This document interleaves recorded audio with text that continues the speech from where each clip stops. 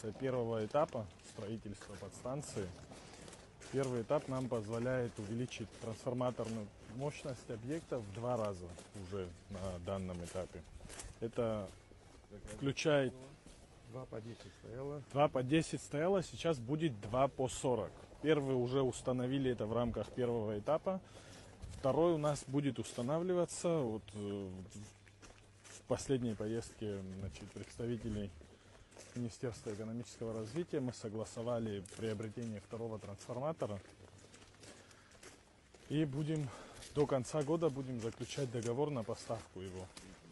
Вот, на текущий момент первый этап уже фактически завершен, остались небольшие мелочи добить.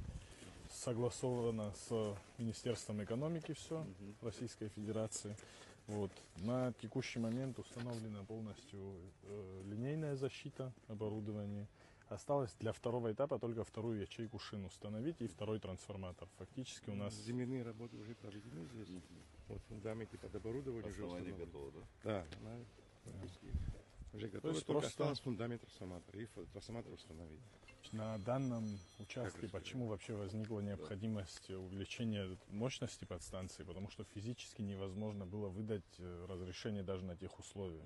Сегодня эта возможность появилась за счет того, что уже в 2 раза увеличена мощность. И при установке второго трансформатора здесь возникнет еще и возможность перспективы развития этого района.